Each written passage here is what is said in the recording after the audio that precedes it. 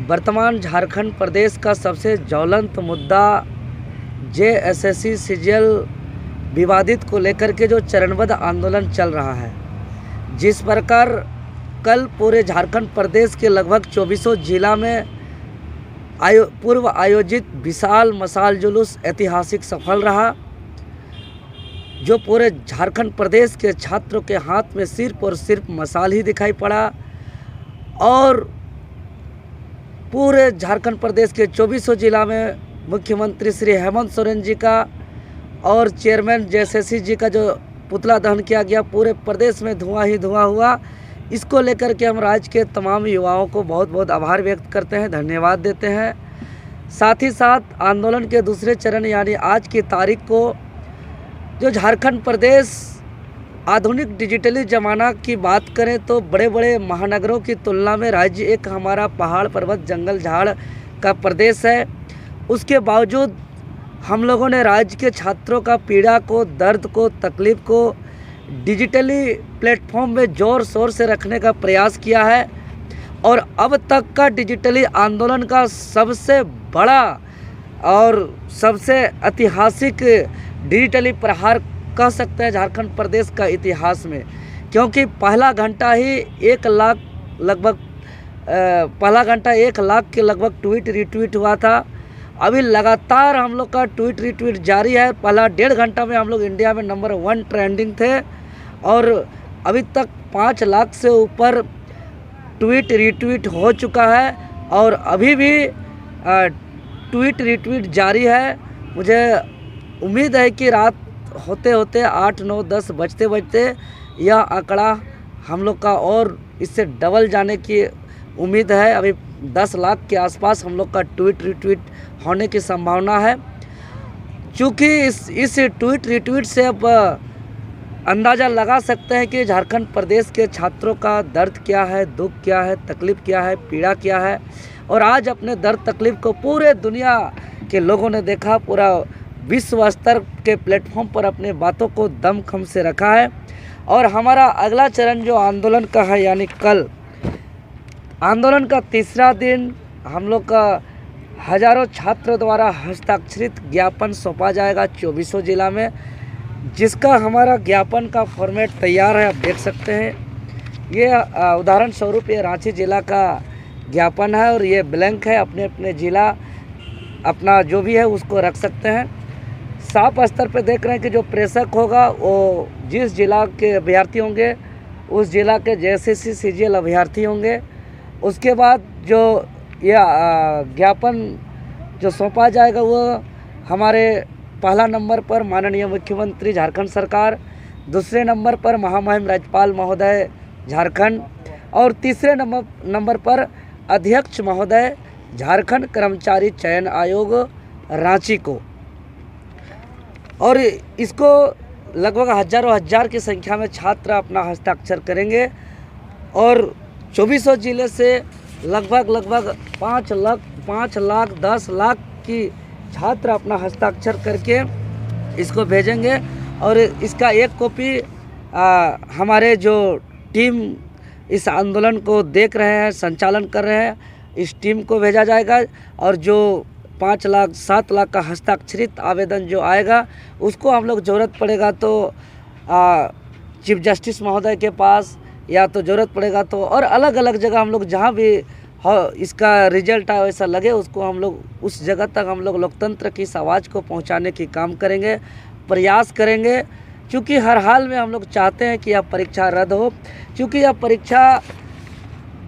कई प्रकार के छात्र होते हैं, जैसे मेडिकल के छात्र, इंजीनियरिंग के छात्र, यूपीएससी के छात्र, लेकिन जेएसएससी सीजीएल के छात्र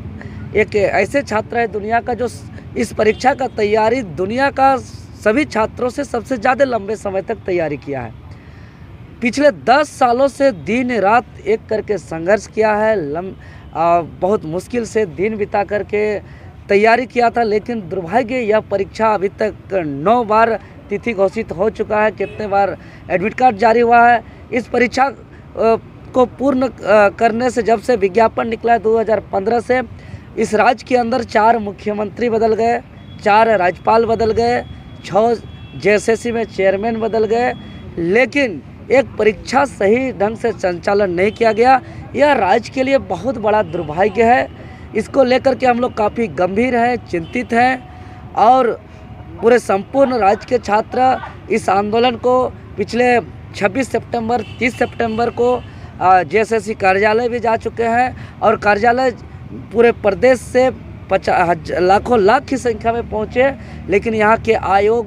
यहाँ के छात्र प्रतिनिधि मंडल को धमका करके, दबा करके आवाज़ को दबाने का प्रयास किया जा रहा है। यह दुर्भाग्य है। हम फिर से रिपीट कर रहे हैं, आयोग के जो सचिव हैं सुधीर कुमार गुप्ता जी,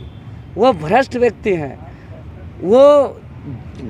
सचिव जैसे महत्वपूर्ण संवैधानिक पद में बैठते हुए 1 महीना पूर्व जो 10वीं से 13वीं जेपीएससी जो अभी प्रक्रियाधीन में है, उसका एक प्राइवेट इंस्टीट्यूट में जाकर के मॉक टेस्ट लिया था और उस इंस्टीट्यूट पर जेएसएससी का भी तैयारी कराया जाता है। मतलब संवैधानिक पद में रहते हुए अपना बिजनेस को बढ़ाया जा रहा है, प्राइवेट इंस्टीट्यूट में पढ़ा रहे हैं, जो मतलब कि यह